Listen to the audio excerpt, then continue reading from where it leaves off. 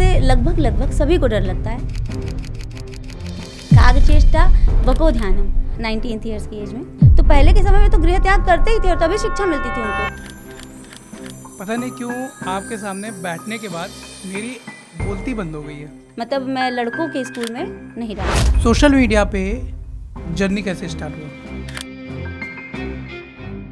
ने किचन में ही अपना सेटअप बना लिया है पीसी का। हाउसवाइफ होने के नाते ये हमको रोज लगता है कि हम नहीं कर पाएंगे। मेरी माताजी की सैलरी 200-250 रुपये महीने पर उन्होंने पढ़ाया है। मतलब मेरी यूट्यूब जर्नी की सफलता का श्रेय मेरी मदर इन लॉ को जाता है। मैथ्स तो किचन में भी है। Read, revision and reproduce. नमस्कार दोस्तों, मैं रुपेश केसरी स्वागत करता हूं आपका अपने channel TKC the knowledge connection पर। आज का पॉडकास्ट बहुत ही शानदार होने वाला है। क्यों? क्योंकि आज का पॉडकास्ट सिर्फ स्टूडेंट्स के लिए नहीं बल्कि हाउसवाइफ्स के लिए भी प्रेरणा का स्रोत है। आज हमने ऐसी बातों पर डिस्कस किया है जिसको लोग बात करने पे डर जाते हैं। जी हाँ, मैं बात कर रहा हूँ मैथ्स पर। इस चीज़ पे आज हमने बात की है, मैथ्स के डर को कैसे भगाए, और अगर आप सोशल मीडिया पर आना चाहते हैं बीइंग अ हाउसवाइफ, किन किन चैलेंजेस को आपको सामना करना पड़ सकता है और उसको ओवरकम कैसे करना है। So let's begin the journey. ओम भूर्भुवः स्वः तत्सवितुर्वरेण्यं भर्गो देवस्य धीमहि धियो यो नः प्रचोदयात्। स्वागत है आपका TKC द नॉलेज कनेक्शन में। कैसा लग रहा है? बहुत अच्छा लग रहा है। आपका बहुत बहुत धन्यवाद रुपेश जी, जो आपने मुझे TKC द नॉलेज कनेक्शन जैसे एक ऐसे मंच पर आमंत्रित किया है जहाँ पर नॉलेज को ही वैल्यू दी जाती है और नॉलेज को ही स्प्रेड किया जाता है। कभी सोचा था कि TKC में आने का मौका मिलेगा? ऐसा कुछ सोचा तो नहीं था, लेकिन हाँ, अब नॉलेज से जुड़ी हूँ तो ऑब्वियस सा है कि हाँ, नॉलेज से जुड़े सभी मंचों पर धीरे धीरे करके जाने का मौका तो मिलेगा ही। और ये हमारे सब्सक्राइबर्स और हमारे व्यूअर्स का प्यार है जो उन्होंने हमें इस लायक बनाया कि हम आपके मंच पर आ सके। देखिए, आप बंगाल की तरफ अगर आप जाएंगे तो वहाँ पे काला जादू होता है। तो वहाँ मैथ्स को इजी बनाया जाता है, ये मुझे नहीं पता कि बनाया जाता है कि नहीं, लेकिन हाँ, बिहार में मैथ्स को इजी बहुत बनाया जाता है। तो बिहार के और आगे जाते हैं बंगाल, तो बंगाल में क्या होता है कि ब्लैक मैजिक या काला जादू इस तरीके से होता है। तो आज के पॉडकास्ट में ये इतना सारा कुछ ब्लैक क्यों है? ब्लैक मेरा फेवरेट है। काला जादू तो नहीं होने वाला है? नहीं, काला जादू नहीं बनने वाला है, लेकिन हाँ, मैथ्स के बारे में आप कह सकते हैं कि मैथ्स को हम एक जादू की तरह ही देख सकते हैं कि एक मिरेकल है। मतलब कि हम छोटे छोटे फार्मूला से चीज़ों को प्रूव कर देते हैं और मैथ्स को लोग मतलब कि आपको साइंस से रिलेट करना चाहिए। मैथ्स एक तरह से विज्ञान है, क्योंकि उसमें हर चीज़ का प्रूफ है, हर चीज़ उसमें प्रूफ की जा सकती है। कोई भी चीज़ गलत नहीं होती है कि अगर मैंने बोला है कि 1 + 1 2 होता है तो उसको मैं प्रूफ भी कर सकती हूँ कि 1 + 1 2 होता है। पता नहीं क्यों आपके सामने बैठने के बाद मेरी बोलती बंद हो गई है। मतलब मैं एक बार एक गिलास पानी पीना चाहूँगा। Okay, jokes apart. So start करने से पहले मैं जानना चाहूँगा कि आप मेरे व्यूअर्स को बताएं कि बचपन में आपका फेवरेट सब्जेक्ट क्या था और बचपन में आप क्या पढ़ते थे, कैसे पढ़ते थे? बचपन में मेरी बेसिक शिक्षा बहुत ही मतलब लो लेवल पे हुई, क्योंकि मैं एक ऐसी जगह से बिलोंग करती हूँ, प्रयागराज के एक ऐसे छोटे से टाउन एरिया से, जहाँ पर मतलब बहुत ज़्यादा सुविधाएं नहीं थी। लेकिन हाँ, आसपास के गांवों से तो बहुत अच्छा था कि वहाँ पर कम से कम स्कूल्स थे, कॉलेज थे। हाँ, ये है कि वहाँ के जो सरकारी स्कूल थे वहाँ पर पढ़ाई अच्छी नहीं होती थी। लेकिन फॉर गॉड ग्रेस मेरी मदर प्रयागराज से मतलब इलाहाबाद की थी, तो उन्हें इन चीज़ों में बहुत ज़्यादा मतलब कि इंटरेस्ट था और वो खुद भी बहुत पढ़ी लिखी थी, वो खुद भी एक टीचर थी, तो वो पढ़ाई की वैल्यू को जानती थी। तो उस टाइम पर उन्होंने हम लोग को प्राइवेट स्कूल में मतलब कि एडमिशन कराया। जब हम छोटे थे तो हमारी क्लास 1 से लेकर के 6 तक की पढ़ाई प्राइवेट स्कूल में हुई। तो आज उसी का नतीजा है कि प्राइवेट स्कूल भले ही वो टाउन एरिया का था, लेकिन क्योंकि प्राइवेट स्कूल्स में थोड़ा सा ध्यान ज़्यादा दिया जाता है, तो हमारी पढ़ाई अच्छे से हुई। लेकिन उसके बाद जब आया कि हाँ, अब 6th के बाद क्योंकि वहाँ पर मान्यता नहीं थी तो सरकारी में डालना था, तो मेरे पापा ने कहा कि मतलब मैं लड़कों के स्कूल में नहीं डालूंगा। एक स्कूल था सरकारी, वो अच्छा था, वहाँ पर कोएड थे, लड़कियाँ और लड़के। लेकिन मेरे पापा ने कहा नहीं, मैं सिर्फ गर्ल्स कॉलेज में डालूंगा, और गर्ल्स वाले में पढ़ाई अच्छी नहीं थी। मेरा एडमिशन वहीं करा दिया गया। तो वहाँ पर 7th और 8th क्लास में बिल्कुल भी पढ़ाई अच्छी नहीं थी, और क्योंकि मैं प्राइवेट स्कूल से पढ़कर आई थी तो मुझे वैसे भी वहाँ पर अच्छा नहीं लगता था। तो वहाँ पर क्या था कि आपको अगर एग्ज़ाम में, मैथ्स के एग्ज़ाम में स्पेशली, अगर क्वेश्चन पेपर में 10 क्वेश्चन आने हैं तो आपको 15 से 20 क्वेश्चन ही पढ़ाएंगे पूरे साल भर में। हाँ ऐसा? हाँ, वो वही पढ़ाएंगे। बच्चे पास हो जाते हैं? हाँ, तो वो बस वही पढ़ाते थे और स्टेप वाइज लिखवा देते थे कि मतलब इसके बाद ये, इसके बाद ये, इसके बाद ये। हम लोग एक तरह से जैसे हिंदी और इंग्लिश और बाकी चीज़ों को रटते हैं, तो हम लोगों ने वैसे ही मैथ्स को रटा, और बस वो एग्ज़ाम में आया, उसका आंसर लिखा और ठीक नंबर ठीक ठाक मिल गया। कोई इंटरेस्ट मतलब उसमें नहीं बना। तो मैथ्स से जो लोगों को डर लगता है ना, उसकी एक वजह ये भी है कि स्कूल्स में टीचर्स मैथ्स को लोगों को स्टेप बाय स्टेप बस बता देते हैं कि ये होता है, इसके बाद ये होता है, इसके बाद ये होता है। उनको कभी भी डिटेल और बेसिक नहीं समझाए जाते हैं कि ये होता है तो क्यों होता है। और अगर उनको वो पढ़ाया जाए तो बेसिक सी बात है कि उनको डर लगना बंद हो जाएगा। तो उस लेवल पर मेरा मैथ्स में कोई भी इंटरेस्ट नहीं था, क्योंकि अगर इंटरेस्ट होता तो मैं उसको खुद से एक्सप्लोर करती। मेरा कोई भी इंटरेस्ट नहीं था। फिर हाई स्कूल में मेरा एडमिशन हुआ, तो वहाँ पर भी मेरे को मतलब वहाँ पर मैथ्स हाई स्कूल में था ही नहीं। तो मेरी ड्राइंग बहुत अच्छी थी, तो मुझे मतलब कि वहाँ पे इंग्लिश तो मिल गया, लेकिन फिर उसी कॉलेज में इंटर में इंग्लिश नहीं थी। मतलब बहुत सारे, मतलब एक टाउन एरिया, मतलब अगर हम किसी सिटी में नहीं है, एक टाउन एरिया में है या गांव में है, तो बहुत कॉम्प्रोमाइज़ करना पड़ता है हमें एजुकेशन के लेवल पर। हाँ, ये आज भी है, लेकिन मैं बात कर रही हूँ आज से कम 30 साल पहले की। तो उस टाइम पर मतलब कि ये चीज़ें थीं, बहुत ज़्यादा थीं। तो फिर मतलब मेरा ये रिक्वेस्ट हुआ पापा से कि पापा मुझे सिटी में रह करके पढ़ना है। मेरे सिटी में मेरी नानी का घर तो था ही प्रयागराज में, मेरी मम्मी तो वहीं से है, और मेरी बुआ थी और भी रिलेटिव्स थे।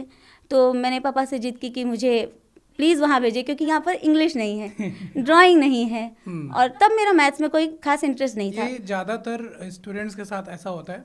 मैं खुद घर से बाहर गया हूँ पढ़ाई करने के लिए। सो ये अक्सर देखा गया है कि आपको घर के लिए गृह त्याग करना पड़ता है, जो कि सही भी है। मतलब गृहम त्यागम एक शिक्षार्थी का लक्षण होता है, और बहुत जरूरी लक्षण होता है। ये कहा जाता है ना कि काग चेष्टा वको ध्यानम श्वान निंद्रा तथैव च अल्पाहारी गृह त्यागी विद्यार्थी पंच लक्षणम। मतलब एक विद्यार्थी के अंदर ये 5 लक्षण होने ही चाहिए।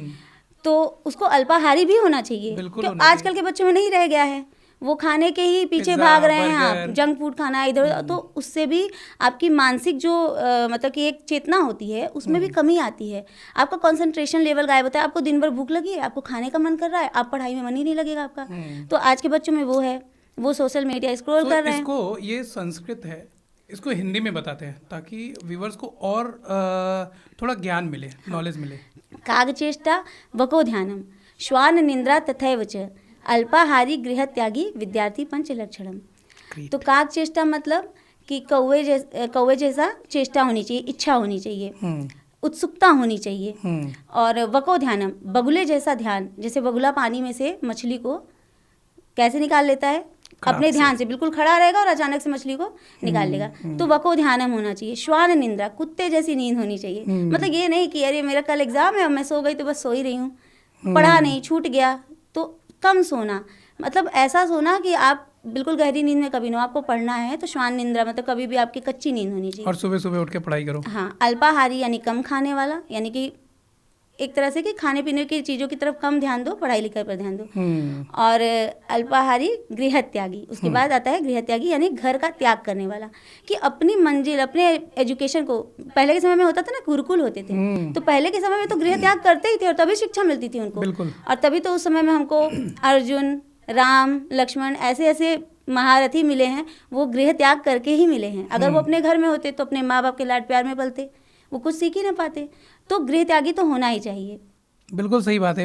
सो अब बात करते हैं वापस से कि जब आपके पापा जी ने कहा कि यार इस स्कूल में नहीं, इस स्कूल में डालेंगे बिकॉज ऑफ कोएड एजुकेशन, सो आपको मन में क्या चल रहा था कि यार जब मतलब बीइंग अ गर्ल एक अच्छी शिक्षा प्राप्त करने के लिए आपको कंप्रोमाइज़ भी करना पड़ता है। जी। बहुत मतलब स्कूल वहाँ पे कम है और एक ऐसा स्कूल है जहाँ पे बॉयज़ और गर्ल्स दोनों साथ पढ़ते हैं, लेकिन पेरेंट्स नहीं चाहते हैं, तो उस पर बताएं कुछ। पेरेंट्स नहीं चाहते हैं, लेकिन इसमें ऐसा कुछ गलत नहीं होता है, लेकिन ये अपनी अपनी सोच है। अब तो धीरे धीरे पेरेंट्स की सोच खुल गई है, अब लोग ऐसा नहीं सोचते हैं। तो अब उस समय कैसा लगा था? उस टाइम बहुत बुरा लगा था एक्चुअली। तो अगर आपकी खुद की बच्ची शादीशुदा हो, 2 बच्चे हैं, बच्चे कौन से क्लास में है? मेरी एक बेटी है और एक बेटा है। मेरी बड़ी बेटी 18 ईयर्स की है, इस बार उसका 12th है। और कोविड में छोटा, है? हाँ, कोई दिक्कत? नहीं, मुझे कोई दिक्कत नहीं भाई। ये होता है ना कि जिस चीज़ से मुझे दिक्कत रही है, तो मतलब कि मैंने उस चीज़ को नहीं पसंद किया, तो वो मैं अपने बच्चों के साथ कभी नहीं करूँगी। ये अच्छी बात है। चलो, फिर जब आप शहर आए, तो शहर में आने के बाद आपको सबसे बड़ा हव्वा क्या लगा कि यार मैं वहाँ से यहाँ आ गई, यार ये गलत हो गया, कभी ऐसा लगा? नहीं, मतलब मैंने तो खुद रिक्वेस्ट किया था अपने पापा से कि मुझे शहर में रहना है, क्योंकि मुझे पढ़ाई करनी थी। मतलब उस टाइम मेरा कोई फेवरेट सब्जेक्ट नहीं था, लेकिन इंग्लिश तो भाई आज के समय में बिल्कुल मस्ट है। मतलब सबको ही आनी चाहिए। आप कहीं भी जाएंगे, देश विदेश कहीं भी जाएंगे, इंग्लिश आपके लिए सबसे ज़्यादा यूज़फुल लैंग्वेज है। तो मुझे ये लगा कि इंग्लिश होनी चाहिए। अगर मैं इस लेवल पर इंग्लिश नहीं पढ़ूंगी तो फिर कब पढ़ूंगी? तो इंग्लिश और ड्राइंग मेरा उस टाइम पर फेवरेट था। तो ड्राइंग मुझे मतलब दोनों नहीं मिल रहा था, तो मैंने पापा से बोला। तो फिर पापा मान नहीं रहे थे, लेकिन फिर मेरी बुआ जी के घर में छुट्टियों में रहने के लिए गई। तो वहाँ पर मेरी बुआ जी लोगों ने जब सुना कि मेरा सिटी में रहने का मन है, तो उन्होंने मेरे पापा से बात की। फिर मेरे पापा मान गए और मैं वहाँ रुकी। तो वहाँ मेरी बुआ की एक बेटी थी, अर्चना नाम से, वो हम लोग उनको मिनी दी बोलते थे। मिनी दी, वो मेरे से 1 साल बड़ी थी, लेकिन हम लोग का क्लास सेम था। तो उनको मेरी बुआ जी, उन्हें भी लगा कि साथ में पढ़ाई कर लेंगे। फिर उन्होंने कहा मेरे यहाँ रुक जाओ। हाँ, जो जैसा नॉर्मली होता है, हाँ, कि 2 लड़कियां साथ में जाएंगी आएंगी तो अच्छा ही रहेगा। तो आपके लिए ये अपॉर्चुनिटी था। हाँ, तो ये मेरे लिए, उनकी जो इनसिक्योरिटी थी वो मेरे लिए अपॉर्चुनिटी बन गई। तो मैं वहाँ, जब मैंने वहाँ पर रहना स्टार्ट किया, लेकिन वहाँ पर एक चीज़ था कि तुम कॉमर्स पढ़ सकती हो कि नहीं। जो बको ध्यानम वाला आपने बात बोला था ना, वो यहाँ पे सिद्ध होता है। अपॉर्चुनिटी आई, फटाक से ग्रैब किया। हाँ, बस ग्रैब किया। अपॉर्चुनिटी को कभी छोड़ना नहीं चाहिए। तो मुझे वहाँ पर मतलब यही था कि अगर तुम कॉमर्स पढ़ सकती हो, क्योंकि तब रुकोगी, क्योंकि ये वो शर्त कॉमर्स था। नहीं, वो कॉमर्स लेने वाली थी। तो अगर उनके साथ साथ रहना है, पढ़ना है, तो मतलब मेरे लिए अच्छा होता। अगर मैं कॉमर्स नहीं भी लेती तो भी मैं रह सकती थी, बट वो और अच्छा हो जाता कि भाई अगर वो इसी वजह से रख रही थी कि हाँ साथ में हम रहेंगे, तो साथ में आना जाना। लेके पढ़ाई किया? हाँ, तो मैंने कॉमर्स लिया। ओके। और जबकि लड़कियां कॉमर्स नहीं लेती थी उस समय? हाँ, उस टाइम पर बहुत ही मतलब कॉमर्स तब मतलब ये होता था कि हाँ कॉमर्स लड़कियां बहुत जल्दी। कितने साल पहले की बात है ये? आई थिंक 25-26 साल पहले। कितने साल की हो आप? I am 40 years old. क्या बात कर रहे हो? Oh my God. सो 40 में होके you look younger than your age. तो थैंक यू। ये मैथ्स का कमाल है या आर्ट का? मैथ्स और आर्ट को सेपरेट रखते हैं। एज से यंगर अगर मैं दिख रही हूँ तो वो अपनी खुशी की वजह से, क्योंकि आज मैं वो कर पा रही हूँ जो मैं चाह रही थी। तो वो आपकी पर्सनालिटी में इन्हेंस करता ही है, आपकी पर्सनालिटी को। अगर जो आप करना चाहते हैं और उसको आप कर पाते हैं, तो कहीं ना कहीं एक सेटिस्फेक्शन मिलता है कि मैं अपनी लाइफ को सार्थक कर रही हूँ। बाय द वे मेरे बेटे का नाम भी सार्थक है। सो मेरा क्वेश्चन यही है कि आज आप जो कर रहे हो, मतलब यूट्यूब पे मैथ्स सिखा रहे हो, कब बहुत ही कम लोग हैं, सो दिमाग में कब और कैसे आया? एक्चुअली मैंने जैसे आपको बताया कि मैथ्स पहले मेरा फेवरेट सब्जेक्ट नहीं था, लेकिन जब मैंने कॉमर्स लिया और यहाँ सिटी के कॉलेज में जब मैंने मतलब पढ़ाई करनी शुरू की, तो यहाँ भी वही चीज़ आई। सिटी होने के बावजूद कि कोचिंग इंस्टीट्यूट्स में क्या करते थे कि आपको बता दे रहे हैं कि क्या मैथ्स में मतलब कि कैसे कैसे क्वेश्चन सॉल्व होगा, और हम लोग सॉल्व कर रहे हैं, लगभग एक पैटर्न को फॉलो कर रहे हैं कि इस टाइप के क्वेश्चन में ये लगा दिया, हो गया। पर बेसिक्स का नॉलेज नहीं था। तो जब मेरा ग्रेजुएशन आया, तो ग्रेजुएशन के टाइम पर कोचिंग में मैथ्स मतलब लोग ठीक से पढ़ा नहीं रहे थे, टीचर्स, मतलब उतना समझ में नहीं आता था। तो उस टाइम पर मेरे एक मामा जी थे, अजय करके, अजय केशरवानी, तो उन्होंने वो भी कॉमर्स से पढ़ रहे थे। तो एक टाइम ये आया कि हाँ हम मतलब कि मुझे मैथ्स अच्छे से सीखनी है, तो मैंने उनसे बात की। तो उन्होंने मेरे को अलग से ट्रेनिंग दी तो उनसे मैंने कुछ दिन पढ़ा, तो जब उन्होंने मेरे को बेसिक्स सिखाए मैथ्स के, मतलब मैथ्स की बेसिक जो मैंने बचपन से लेकर के मैं ग्रेजुएशन में पहुंच गई, मुझे बेसिक्स नहीं पता थे। और जब आपने उनसे सीखा तो आपको लगेगा यार तो जब मैंने उनसे सीखा तो फ़र्क ये आया बेसिक्स जानने से। मतलब मैथ्स तो मैंने हमेशा पढ़ा था लेकिन कभी प्रैक्टिस नहीं की, बेसिक्स नहीं सीखे। जब बेसिक्स सीख लिए कि हाँ प्लस और प्लस प्लस क्यों होता है, प्लस माइनस माइनस क्यों होता है, ये चीज़ें, तो जब सारे बेसिक्स मेरे क्लियर हुए तो मैथ्स मेरा फेवरेट सब्जेक्ट बन गया। और फिर मैं जो ये अलजेब्रा बेसिकली मेरा सबसे ज़्यादा फेवरेट हो गया था। और अलजेब्रा में जो फार्मूलाज होते हैं मैं उनको भी प्रूव करती थी, मतलब कि ये यहाँ से यहाँ तक पहुँचा तो कैसे पहुँचा और ये क्यों आया। तो मैथ्स में ऑब्वियस सी बात है आपको क्यों करना चाहिए कि क्यों ये चीज़ क्यों है। और उसी मैथ्स की वजह से मेरी कॉमर्स भी अच्छी हुई, क्योंकि मेरा एक माइंड क्वेश्चन माइंड बन गया। मतलब मैं अपनी कोचिंग में अपने टीचर्स को वो पढ़ा रहे हैं, कोई भी बच्चा, क्लास 30 स्टूडेंट्स का बैच था, कोई भी बच्चा नहीं पूछता था कि सर ये क्यों है। मैं पूछती थी, मुझे कभी ये ऑड नहीं फील हुआ कि कभी डांट नहीं खाई? हाँ, नहीं डांट नहीं पड़ती थी। वो अगर उनको नहीं पता होता था ना, या वो जैसे कभी कभी होता है कि इनिशियल लेवल पे वो तुरंत नहीं बता पा रहे तो वो टालते थे, फिर कहते थे कल बताऊंगा। सोशल मीडिया पे जर्नी कैसे स्टार्ट हुआ?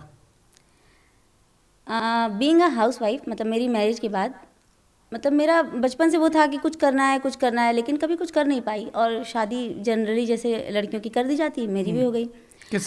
कितने साल की एज में? 19th ईयर्स की एज में। तो मतलब ग्रेजुएशन बस जस्ट कंप्लीट किया और शादी कर दी गई। हाँ, मेरी थोड़ी अर्ली एजुकेशन भी हो गई थी, तो 19th में कंप्लीट हो गई और जल्दी शादी हो गई। तो उसके बाद ये था कहीं ना कहीं कि मुझे कुछ करना है और मैं मतलब कर नहीं पाई थी।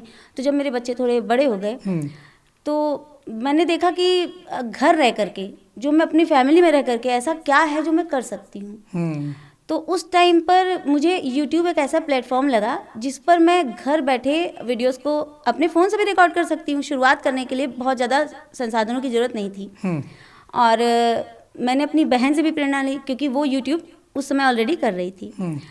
तो मैंने YouTube की जर्नी अपनी वहीं से स्टार्ट की, एक फ़ोन के साथ। और मेरे घर में एक स्टोर रूम था, 9 बाई 9 का कमरा, जिसको मैंने खाली किया और थोड़ा सा स्टूडियो जैसा सेटअप किया। और कभी जहाँ थोड़ा सा मतलब अच्छा लोकेशन दिख रहा है रूम में, पर्दे वर्दे लगा करके वहाँ शूट किया, कभी वहाँ पर बोर्ड लगा कर वहाँ शूट किया। कैमरा खरीदा? अभी तक नहीं। किससे करते हो? मोबाइल से? मोबाइल से, पहले नॉर्मल मोबाइल से, मतलब जो मेरे पास था, उसके बाद OnePlus और अभी आईफोन से। तो मतलब सारी जुगाड़ लगा लिया, जहाँ थे वहीं से स्टार्ट कर दिया। हाँ, जहाँ है जैसे है, जो है जहाँ है वहीं से स्टार्ट किया। और मेरी YouTube जर्नी भी अभी अच्छी ही चल रही है। और मैं खुद से ही मतलब अपनी वीडियोस की एडिटिंग, कंटेंट राइटिंग और उसको अपलोड करना सब कुछ खुद से करती हूँ। तो एक हाउसवाइफ होने के नाते आपको कभी नहीं लगा कि यार मैं नहीं कर पाऊंगी? एक हाउसवाइफ होने के नाते ये हमको रोज लगता है कि हम नहीं कर पाएंगे, लेकिन हमको उस डर को ओवरकम करना होता है। अगर हम उससे डर करके अपने पसंदीदा काम को छोड़ देंगे तो फिर हम कभी आगे कुछ अपने फ्यूचर में कर नहीं सकते हैं। जो हमको करना है और जिससे हमको सेटिस्फेक्शन मिलता है वो हमें करना चाहिए। वो हम कर सकते हैं या नहीं कर सकते, वो हमारी विल पावर पर निर्भर करता है। लड़कियों के लिए कहा जाता है मैथ्स सबसे ज़्यादा टफ सब्जेक्ट है। मतलब आज के टाइम पे अगर मैं बहुत ज़्यादा दूर ना जाऊँ, अपने ऑफिस में ही अगर मैं किसी से बोल दूँ 10% निकाल दो 100 का, तो शायद वो नहीं निकाल पाएंगे, बोले कि मुझे इतना मैथ्स नहीं आता है। सो लड़की होके मैथ्स आपने सीखा और सिखाया। सो इस पे क्या बोलना चाहोगे कि मैथ्स लड़कियों को दूर भागना चाहिए या कैसे टैकल करना चाहिए? नहीं, यहाँ पर लड़की या लड़के की बात नहीं है। मैथ्स से लगभग सभी को डर लगता है। थोड़ा लड़कियाँ ज़्यादा डरती हैं क्योंकि वो घर के अंदर हैं, वो घर से बाहर थोड़ा कम एक्सप्लोर करती हैं। और वो हिसाब किताब, जैसे लड़के हैं तो सामान लेने गए, खरीदारी कर रहे हैं, परचेजिंग कर रहे हैं, तो उनका थोड़ा सा मैथ से नाता मतलब ज़्यादा हो जाता है। हाँ, जुड़ा ही रहता है। लेकिन लड़कियों को ऐसा मौका कम मिलता है। लेकिन मैं लड़कियों को ये बोलना चाहूँगी कि उनको मैथ से डरना नहीं चाहिए, कि मैथ्स हर जगह है आपके आसपास, घर के अंदर भी है, घर में भी है, मैथ्स तो किचन में भी है। कैसे? अगर आपने देखा होगा ना कि कुछ लोग खाना बहुत अच्छा बनाते हैं और कुछ लोग थोड़ा कम अच्छा बनाते हैं। तो उसकी वजह यही है कि रेशियो, मतलब आपको आटा कितने पानी से सानना है, आपको रेशियो का नहीं पता है। जो लोग बिल्कुल, आपने देखा होगा कि मतलब होटल्स वगैरह में खाने का टेस्ट सेम मिलता है आपको। आप जब भी जाएंगे आपको एक सब्जी का टेस्ट सेम मिलेगा, एक बर्गर का टेस्ट सेम मिलेगा। वजह क्या है? क्योंकि उसमें रेशियो को फॉलो किया जाता है कि किस चीज़ में कितने रेशियो में कितना मसाला डालना है, कितना नमक डालना है, कैसे उसको भूनना है, कितना भूनना है। तो जो लोग उस चीज़ को फॉलो नहीं करते वो अच्छे शेफ नहीं बन पाते हैं, वो अच्छे किचन में मतलब कि रेसिपीज़ नहीं बना पाते हैं। तो मैथ्स तो हर जगह है, तो उससे डरने की जरूरत नहीं है, उसको सीखने की जरूरत है। सो बीइंग अ हाउसवाइफ, कभी आपको ऐसा नहीं लगा कि सोशल मीडिया पे होना हाउसवाइफ के लिए बहुत एक टफ जॉब है? जी हाँ, हाउसवाइफ के लिए सोशल मीडिया पर आना थोड़ा टफ हो जाता है, क्योंकि शुरू शुरू में आपको लोग अप्रिसिएट नहीं करते हैं, उल्टे डिमोटिवेट करते हैं कि अरे तुम ये कर नहीं पाओगे, तुमसे ना हो पाएगा, तुमसे ना हो पाएगा, आप कर नहीं पाओगे। और दूसरी चीज़ रिलेटिव्स आपका साथ देने की बजाय वो ये कहेंगे भैया मैं आपसे क्यों मिलने आऊँ, आप तो मिलते ही नहीं हो। मतलब वो आपको काम नहीं करने देना चाहते हैं कि हाँ आप अपना काम सेपरेटली शांति से कर लो।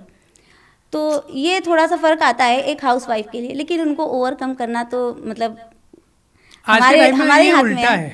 असल में ये उल्टा हो गया है कि मतलब सारे रिलेटिव्स ऐसे नहीं है, लेकिन कुछ रिलेटिव्स ऐसे हैं जो आपके सफलता में बाधा बनने की कोशिश कर जाते हैं, जाने अनजाने। हाँ, सब मतलब बिल्कुल इच्छा से ही नहीं होता है वो, तो जाने अनजाने होता है। लेकिन आपकी फैमिली, रिलेटिव्स को आप साइड कर दीजिए, फैमिली मैटर करती है। बिल्कुल। आपकी फैमिली में जो लोग हैं अगर वो आपका भरपूर सहयोग करते हैं तो आप कुछ भी पा सकते हैं लिटरली। मेरी मदर इन लॉ इस समय 70+ एज की हैं, लेकिन उन्होंने साफ साफ मुझे बोला कि जब मैंने यूट्यूब की जर्नी स्टार्ट की, उन्होंने मुझे इतना सपोर्ट किया। उन्होंने बोला कि बेटा तुम जो करना है करो, पूरे 24 घंटे तुमको घर के एक काम से कोई मतलब नहीं है, कुछ भी मत करो, तुम्हारे बच्चों को भी मैं संभाल लूंगी, तुम्हारे हस्बैंड को भी मैं संभाल लूंगी, तुम सिर्फ अपना काम करो। और आज उन्हीं की बदौलत मैं ये काम को कैरी ऑन कर पा रही हूँ। मतलब उनका सफलता का श्रेय उन्हें जाता है। हाँ, मेरी मदर इन लॉ को ही इस मतलब मेरी यूट्यूब जर्नी की सफलता का श्रेय मेरी मदर इन लॉ को जाता है, क्योंकि उन्हीं की वजह से मैं ये कर पा रही हूँ। और मैं उम्मीद करती हूँ कि हर एक लड़की को ऐसी मदर इन लॉ मिले। क्या बात है। मुझे लगता है कि मदर इन लॉ हो या कोई भी हो लाइफ में आपकी, इनफैक्ट आपके हस्बैंड हो, आपका पार्टनर हो, कोई भी हो, तो मुझे लगता है कि गिव एंड टेक चलता है। जैसा आप करते हो, मतलब अगर आप एक्सपेक्ट करते हो कि आपकी मदर इन लॉ ऐसी हो, तो आप खुद पहले ऐसा काम करते हो जिससे वो आपको रिवर्स मिलता है। जी हाँ। सो अच्छा, एक चीज़ और कि जैसे आपने बताया कि किचन में भी मैथ्स है, सो क्या हमें मैथ्स से डरने की ज़रूरत है या हर जगह मैथ्स ढूंढने की ज़रूरत है? नहीं, मैथ्स से डरना तो नहीं चाहिए। हर जगह मैथ्स को देखो, ढूंढो, इंजॉय करो, उसको सीखने की कोशिश करो। अगर हम एक पिज़्ज़ा खाते हैं तो पिज़्ज़ा में भी हमको रेडियस, डायमीटर, ये सब चीज़ें दिखती हैं। तो मतलब बच्चे कहते नहीं है कि मुझे बड़ा टुकड़ा चाहिए पिज़्ज़ा का, तो उनको बड़ा कैसे वो बड़ा होगा, उनको ये अपने दिमाग से मैथ्स के हिसाब से सॉल्व करना चाहिए, तभी वो समझ पाएंगे ना कि मेरा टुकड़ा कौन सा बड़ा है और कौन सा मेरे फ़ायदेमंद है। तो मैथ्स को एंजॉय करना चाहिए, मैथ्स से डरने की बिल्कुल ज़रूरत नहीं है। मज़े की बात बताऊँ कि मैं अभी जब एडी के लिए पिज़्ज़ा ऑर्डर करने गया तो वहाँ पे बोलते हैं ना कि 5 इंच का पिज़्ज़ा, 8 इंच का पिज़्ज़ा, तो अजीब सा लगता है यार, ये इंच में हम कैसे मतलब नापे और तौले। सो इसके लिए मतलब ये बेसिक मैथ्स हैं, ये तो आनी चाहिए। और मेरे ख्याल से आपके चैनल पे बेसिक्स को बहुत अच्छे से क्लियर कराया जाता है। तो क्या आपका मोटिवेशन रहता है कि यार मुझे और अच्छा काम करना है? मोटिवेशन सबसे बड़ा मेरे व्यूअर्स के कमेंट्स हैं उनके लाइक्स हैं। जब वो अच्छे अच्छे कमेंट्स करते हैं कि मतलब कोई कहता है कि मैम आज मेरा मैथ्स का टेस्ट था और आपकी ये वीडियो मैंने देख ली और मेरे मतलब बहुत अच्छा हो गया, मार्क्स अच्छे आ गए, तो उससे मुझे मोटिवेशन मिलता है कि हाँ मैंने कुछ किसी के लाइफ में कुछ वैल्यू ऐड की, मैं किसी के काम आई। और बीइंग अ मैथ्स टीचर, क्योंकि मैथ्स से लोग बहुत डरते हैं, तो हम लोग मैथ्स को छोटे छोटे टिप्स और ट्रिक्स के हिसाब से मतलब उनको सरल करना सिखाते हैं, बिल्कुल ईजी, कि आपको कोई भी चीज़ से मैथ्स में डरने की ज़रूरत नहीं है, आप कैसे बहुत ही ईजिली किसी चीज़ का आंसर ला सकते हैं ट्रिक्स को यूज़ करके। मैथ्स में ये भी है कि कई बार लोग झल्ला जाते हैं, सो इससे ओवरकम कैसे करें? उसके लिए आपको ये बोलना पड़ेगा कि आई लव मैथ्स मतलब आपको मैथ्स से अगर अगर आप एक रेगुलर बेसिस पे प्रैक्टिस करते हैं तो आप उससे कभी नहीं झल्लाएंगे। मैथ्स प्रैक्टिस किए बिना मतलब नहीं अच्छी हो सकती, प्रैक्टिस उसके लिए ज़रूरी है, और प्रैक्टिस रेगुलर करें और साथ ही साथ मैथ्स को बोले कि आई लव मैथ्स। अच्छा, मैथ्स में जो फॉर्मूलाज हैं वो आपका क्या नज़रिया है उसके बारे में? मैथ्स के फॉर्मूलाज बहुत टफ नहीं होते हैं, एक्चुअली बच्चे उसको टफ मानते हैं। जैसे एक चैप्टर है, मान लीजिए स्पीड, डिस्टेंस एंड टाइम का फार्मूला है, तो एक ही फार्मूले से 3 फार्मूले बन रहे हैं। तो बच्चे उसको मतलब कि डरते हैं फार्मूला से, लेकिन फार्मूला किसी भी चैप्टर में बेसिक फार्मूला सिर्फ 1 या 2 होते हैं। जैसे एक फार्मूला है distance is equal to speed into time, तो उसी फार्मूले से हम स्पीड का भी बना लेंगे, बस हमको स्पीड को सिंगल करना है, मतलब स्पीड को उसी साइड रखो और उसको डिस्टेंस अपनी ही साइड रहेगा, टाइम को हमको मूव करना है। अगर स्पीड को बचाना है तो टाइम को हम दूसरे साइड लेकर जाएंगे और वो डिवीजन में चला जाएगा, तो बन जाएगा speed is equal to distance upon time. तो इस तरीके से फार्मूला हम बिल्ड करते हैं।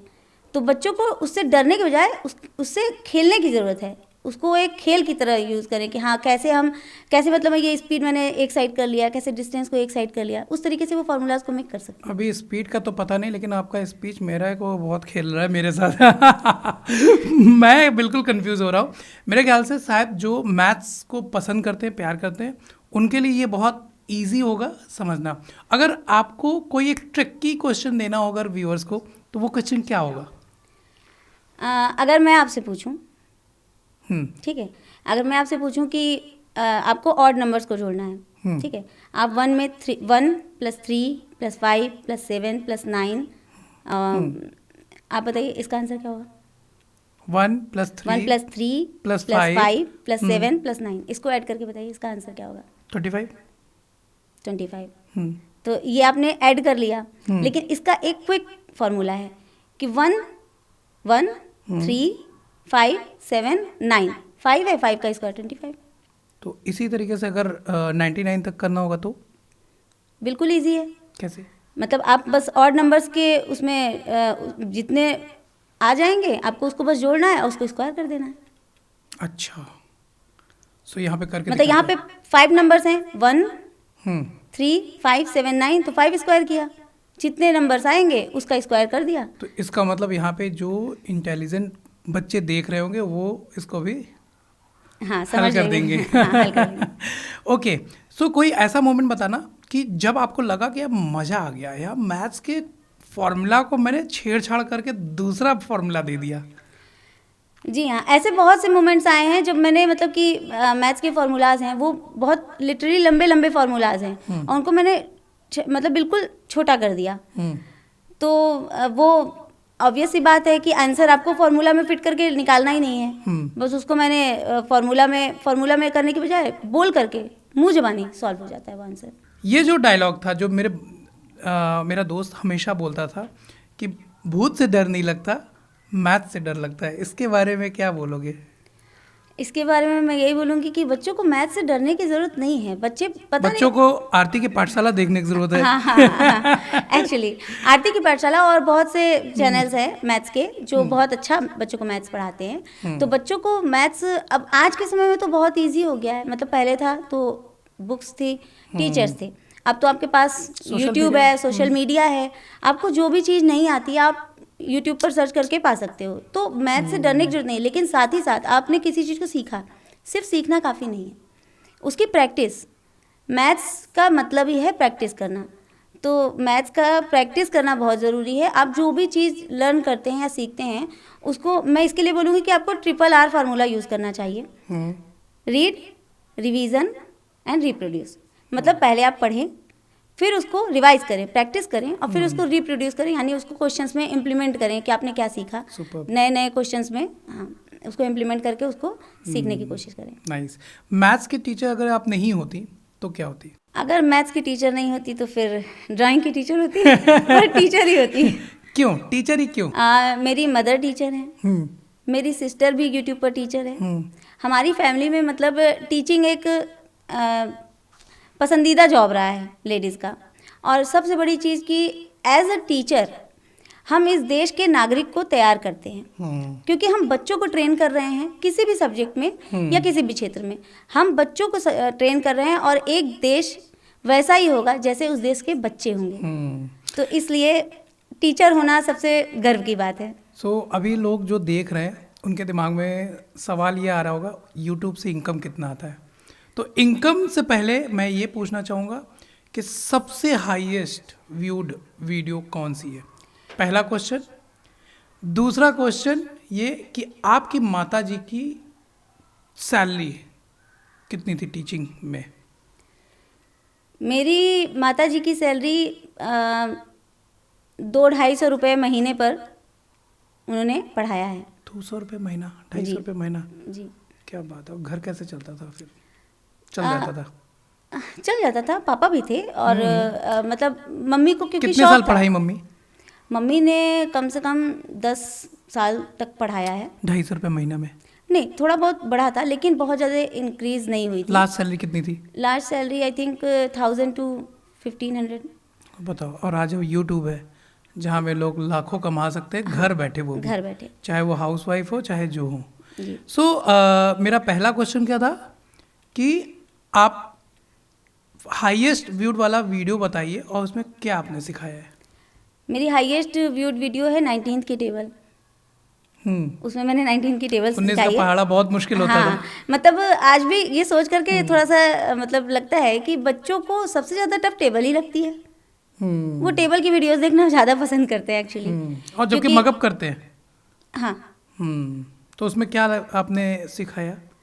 मतलब 19 की टेबल को ट्रिक से सिखाया है कि 19 की टेबल को हम कैसे ट्रिक से बहुत ही आसानी से लिख सकते हैं। और कुछ लोगों का ये क्वेश्चन होता है कि इससे तो हम लिख सकते हैं, इससे हम लर्न तो नहीं कर सकते हैं। मतलब कहीं पर अगर उसको यूज़ करने की बात आई तो उसको हम जल्दी से यूज़ तो नहीं कर सकते हैं तुरंत। तो उसके लिए मैं ये कहना चाहूँगी कि आप जब उसको बार बार, क्योंकि आपको पता चल गया कि हम कैसे लिख सकते हैं, तो अब आपको कहीं देखने की जरूरत नहीं है। ये नहीं सोचना है कि कहीं मैं गलत तो नहीं लिख रही हूँ। बार बार लिखो, आप 10 बार लिखोगे आपको लर्न भी हो जाएगा। तो लर्न करने की शुरुआत तो लिखने और पढ़ने से ही होती है। सो कितना व्यूज़ है उसमें? उसमें 2.4 मिलियन व्यूज़ हैं। 2.4 मिलियन व्यूज़ है।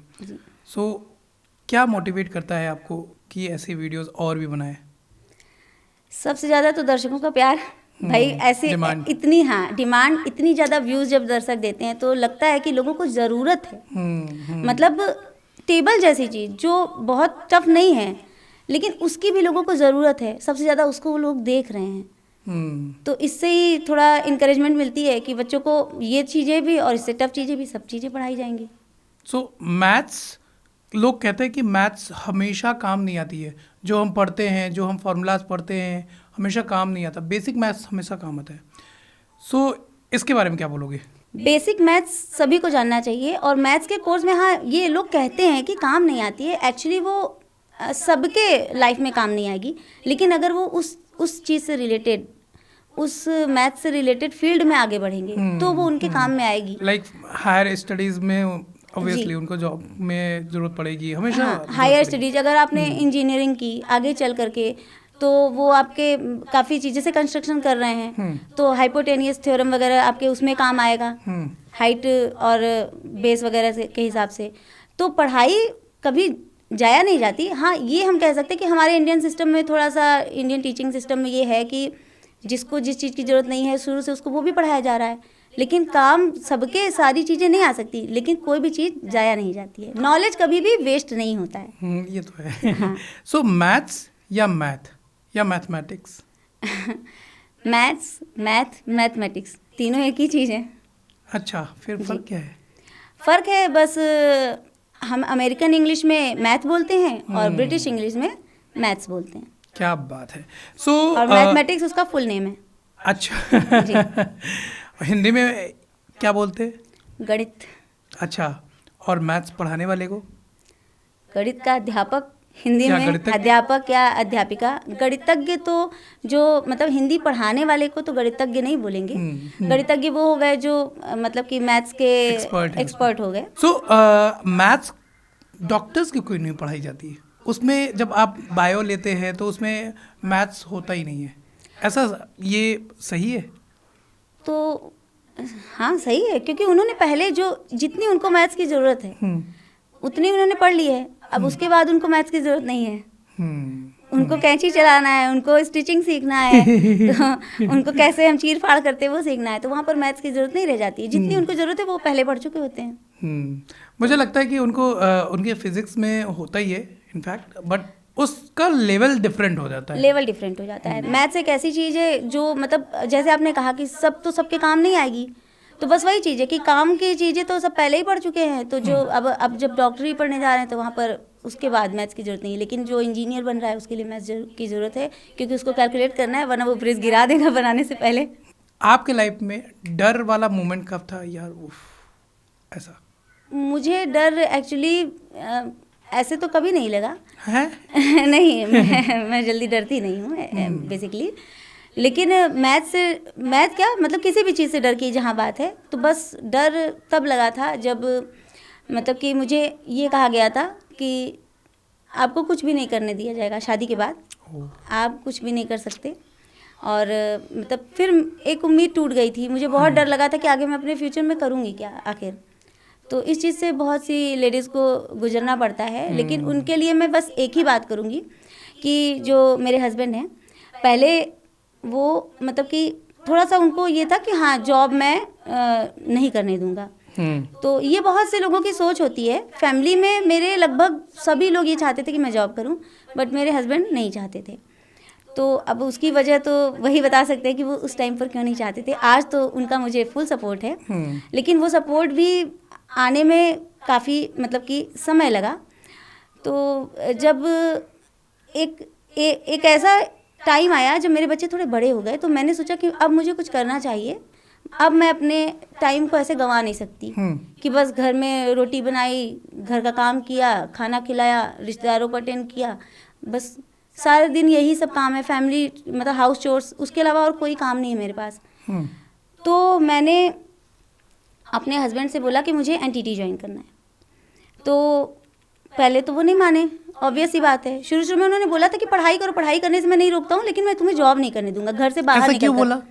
एक्चुअली आप माइंडसेट जानते हैं, बहुत से लोगों का माइंडसेट होता है कि घर से बाहर लेडीज को निकलने में लोगों को लगता है कि मतलब सेफ मैं अपनी नहीं वाइफ को बाहर नहीं जाने दूंगा। वाइफ वाली बात नहीं है, हाँ मतलब सेफ नहीं है, घर से बाहर लेडीज का सेफ नहीं है। तो मतलब ऑब्वियस सी बात है, वो नहीं चाहते कि मैं घर से बाहर। तो ऐसे सिचुएशन में आप हाउस वाइफ्स को क्या एडवाइस करना चाहोगे, या लड़कियों को क्या एडवाइस करना चाहोगे कि इस सिचुएशन को कैसे टैकल करें? तो उनको मैं यही एडवाइस करना चाहूँगी कि जो गलती मैंने की वो ना करें। जब शुरू में उन्होंने मुझसे कहा कि जॉब नहीं करने देंगे, पढ़ लो, पढ़ने की छूट है, तो जॉब नहीं करने देंगे, तो मैंने कहा कि जॉब नहीं करने देंगे तो मैं पढ़ाई करके क्या करूँगी। ये मेरा बहुत ही गलत डिसीजन था, और ये मैं चाहूँगी कि ये ऐसा डिसीजन कभी कोई लड़की ना ले। आपको जिस चीज़ का मौका मिल रहा है, जॉब करने का मौका नहीं मिल रहा था, पढ़ने का मिल रहा था, और ज्ञान से बड़ी कोई चीज़ नहीं है। बिल्कुल। लेकिन मैंने उस मौके को खुद गंवा दिया। मैंने कहा जब मुझे जॉब नहीं करने देंगे तो मैं पढ़ाई करके क्या करूँगी।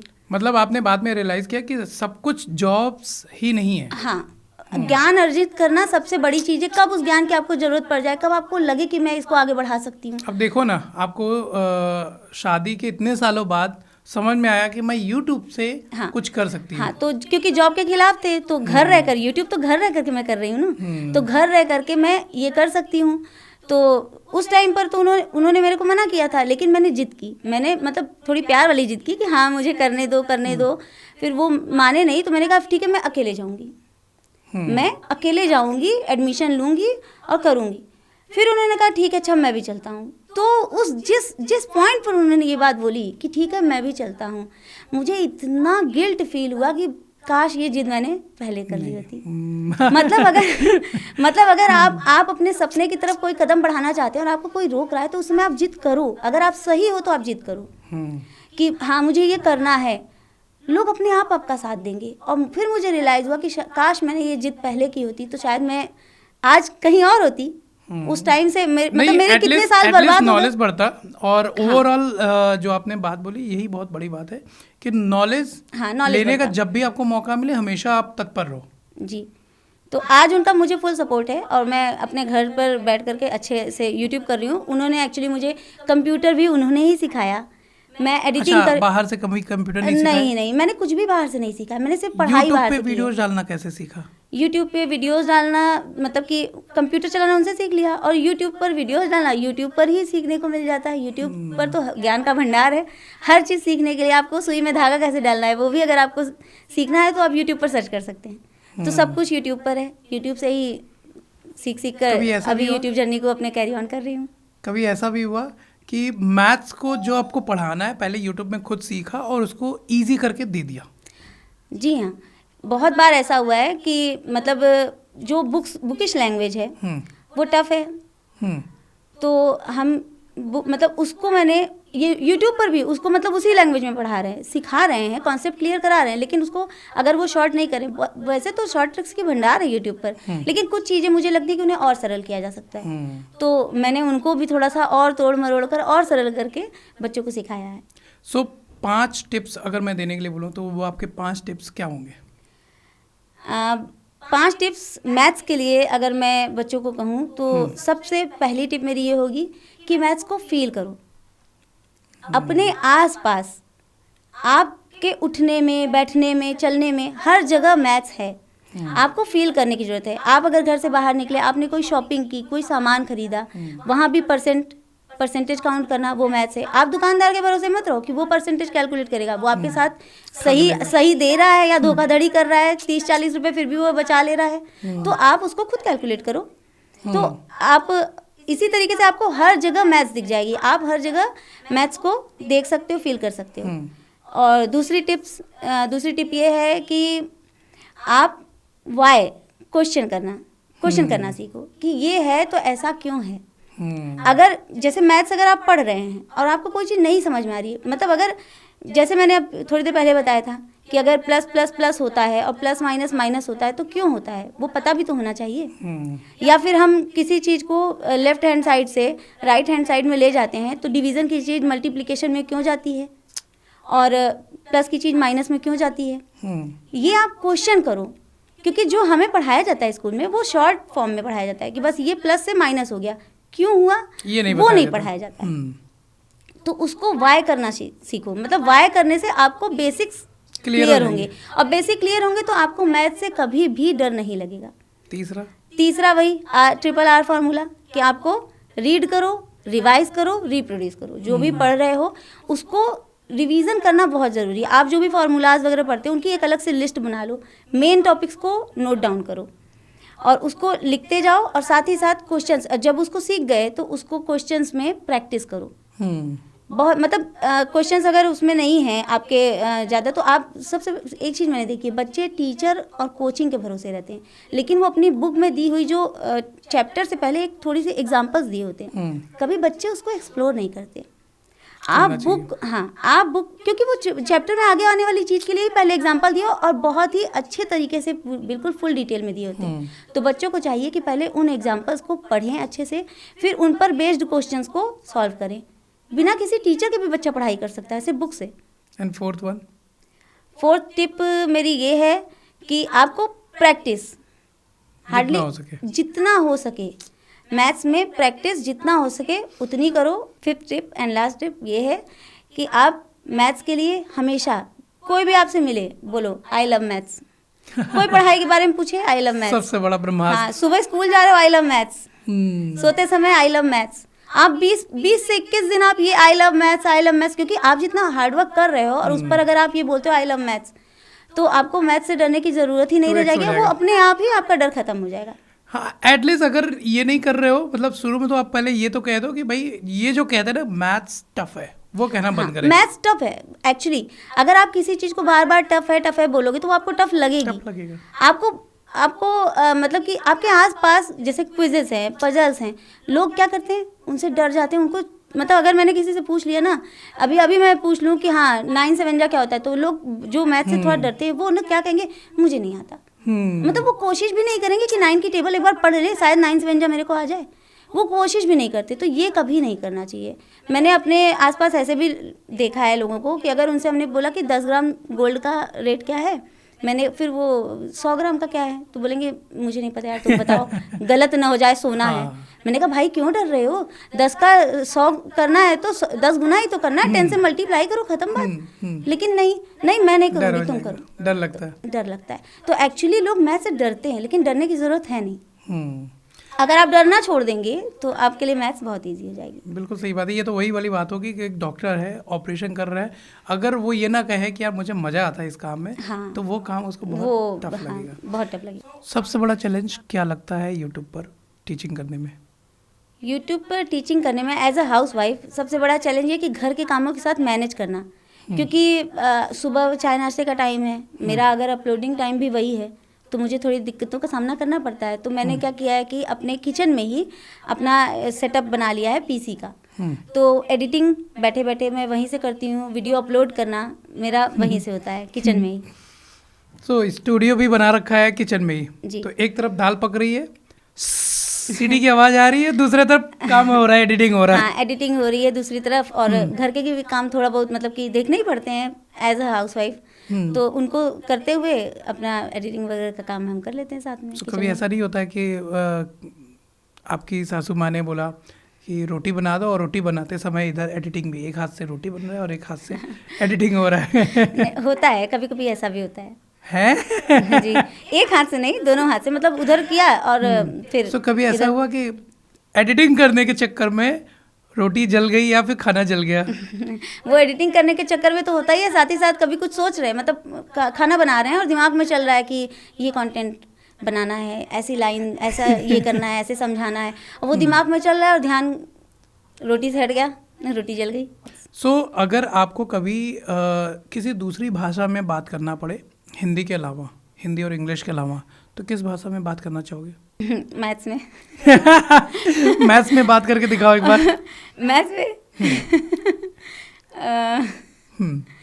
मैथ्स में जैसे हम लोग बोलते हैं ना कि मैथ्स की भाषा क्या है, तो मैथ्स की भाषा ये है कि जैसे हम बोलते हैं ना कि 11 नंबर की बस पकड़ के चल दिया 3 2 5 मुहावरे। हाँ, मुहावरे 9 2 11 हो जाना। तो यही है जो आपने कहा कि मैथ्स हर जगह ढूंढो तो। हाँ, मैथ्स हर जगह ढूंढो तो हर जगह है। अच्छा, अगर कभी फॉरेन जाने का मौका मिले तो कौन सी कंट्री में जाना पसंद करोगे? फॉरेन जाना सोच रही है? यूट्यूब में तो बहुत से मौके मिलेंगे, तब देखेंगे मौके मिलेंगे तो। सो अभी आप अकेले काम कर रहे हो, कोई साथ में नहीं है, एडिटिंग कौन करता है? मैं ही करती हूँ। कंटेंट कौन बनाता है? वो भी मैं ही बनाती हूँ। शूट कौन करता है? वो भी मैं ही करती हूँ। कैमरा कौन हैंडल करता है? कैमरा मैं ही हैंडल करती हूँ। कभी कभी मेरे बच्चे थोड़ा सा मतलब जैसे फोकस कराना है तो उसमें हेल्प करते हैं, बट उनकी भी अपनी पढ़ाई लिखाई है तो बहुत पूरा फुल टाइम तो वो भी नहीं दे सकते। अपलोडिंग कौन करता है? मैं करती हूँ। कमेंट्स कौन पढ़ता है? वो भी मैं करती हूँ। कमेंट्स को हार्ट देना वो भी मैं ही करती हूँ, आंसर करना भी मैं ही करती हूँ। सो मतलब 9 दुर्गा जैसे माता रानी के 9 हाथ होते हैं, वैसे आपने अपने 9 हैंड्स बना लिए हैं कि यार सब कुछ मुझे ही करना है। सो ये बहुत अच्छा एटीट्यूड है, क्योंकि इस एटीट्यूड से कोई भी काम करेगा तो सफल तो होगा ही होगा। सो बहुत बहुत धन्यवाद, thanks for coming here, and बहुत अच्छा लगा। मेरे ख्याल से मेरे व्यूवर्स को भी बहुत मज़ा आया होगा, बहुत कुछ सीखने को मिला होगा। इनफैक्ट यहाँ आज की जो कन्वर्सेशन है वो सिर्फ स्टूडेंट्स के लिए नहीं है, वो हाउस वाइफ्स के लिए भी है, उनके लिए एक प्रेरणा की स्रोत बन गया ये video. Thank you so much for coming. कुछ बोलना चाहोगे मेरे व्यूवर्स के लिए? जी हाँ, TKC द नॉलेज कनेक्शन बहुत ही अच्छा चैनल है नॉलेज के लिए। मतलब अगर आपको एज अ किसी भी एज ग्रुप के लिए नॉलेजेबल कंटेंट यहाँ पर मिलता है तो ज़रूर आए, ज़रूर देखें आपके चैनल को। मैं बस यही कहना चाहूँगी। Thank you so much for coming. पता है आपको, आज मुझे पहली बार मैथ्स टीचर के सामने बैठ के डर नहीं लग रहा है। क्यों पता है? क्योंकि आप दीदी हो। ये बढ़िया है। अच्छा, आपके अगर स्टूडेंट्स भी आपको दीदी बोलेंगे तो अच्छा लगेगा? हाँ, लेकिन अब लोग आंटी ही बोलते हैं। ओके, नहीं, एक्चुअली कुछ लोग दीदी बोलते हैं, कुछ लोग तो ब्रो भी बोलते हैं। ब्रो? हाँ, कमेंट्स में लिख के आता है ब्रो, ये ऐसा है, ये वैसा है। मतलब मेरे को समझ में नहीं आता, उन्हें दिखता नहीं कि मैं लेडी हूँ, वो ब्रो लिख देते हैं।